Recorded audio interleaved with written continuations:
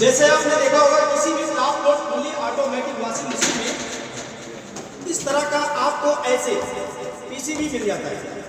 अब ये पीसीबी किसी भी top load automatic washing machine की खराब हो जाती है तो आप मार्केट से इसको रिपेयर कराते हैं या सर्विस सेंटर से सोचते हैं हम नया लगा दें, और किसी कारण से ना तो ये रिपेयर हो पाया और ना ही सर्विस सेंटर से या दुकान से आपको नया मिल पाता है।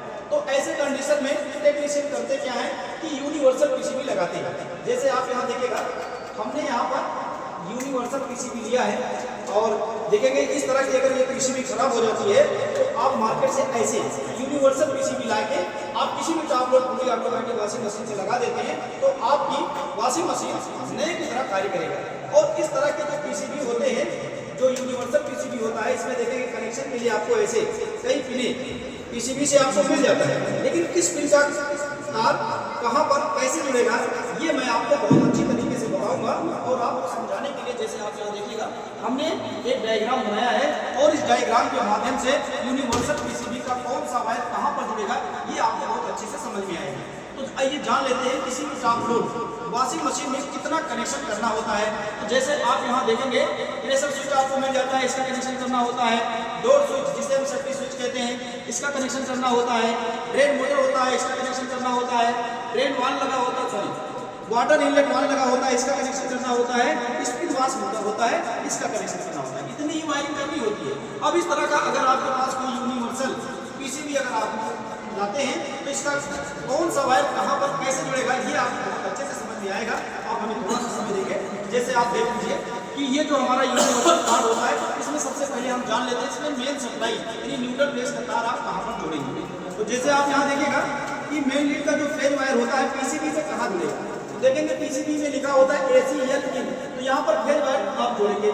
और मेन लीड का जो दूसरा न्यूट्रल वायर होता है इसी पीसीबी में लिखा होता है ACL इन, तो यहाँ पर न्यूट्रल का जब आप तार जोड़ते हैं और पीसीबी आप की ऑन होती है तो यही न्यूट्रल सप्लाई इसके दूसरे वाले पिन से, यहाँ देखेंगे ACL आउट लिखा है, यहाँ से न्यूट्रल सप्लाई निकलेगा और निकलने के बाद वाटर इनलेट वाल्व के किसी एक पिन से आपको न्यूट्रल का तार जोड़ देना है और यही neutral supply spin wash motor के कॉमन वाले पिन से जोड़ देना है।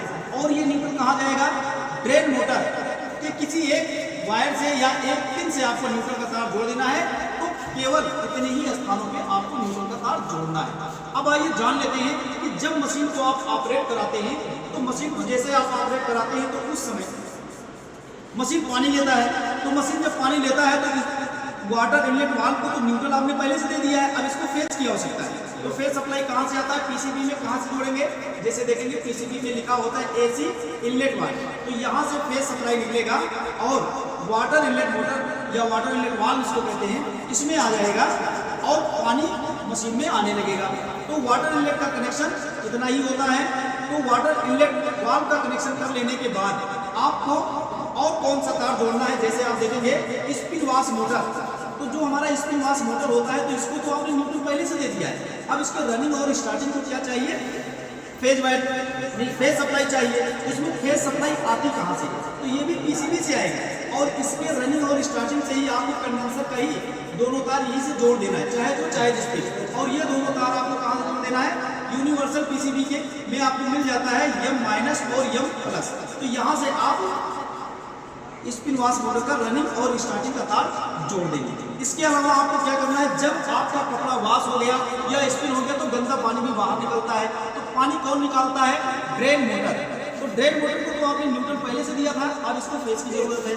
तो ये फेज इसमें आता कहाँ से है, जैसे आप यहाँ देखिएगा पीसीबी में लिखा होता है AC ड्रेन वाल्व, तो यहाँ से ड्रेन मोटर का दूसरा वाला तार जोड़ देंगे तो मशीन के अंदर का जो गंदा पानी है वो बाहर निकल जाएगा।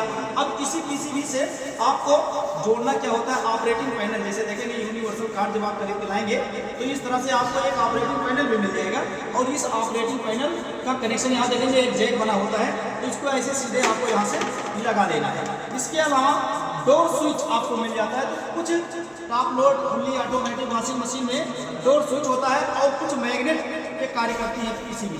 जैसे यहाँ देखेंगे एक हमारे पास ये जो वॉशिंग मशीन है इसमें मैग्नेट पे कार्य करता है, लेकिन अभी पीसीबी खराब हो गया, हमें इसमें यूनिवर्सल लगाना है। तो जिसमें ये सेफ्टी स्विच या डोर स्विच नहीं लगा है तो यूनिवर्सल पीसीबी में आप क्या करेंगे, इन दोनों वायर को आपस में जंपर से जोड़ देंगे, नहीं शॉर्ट कर देंगे।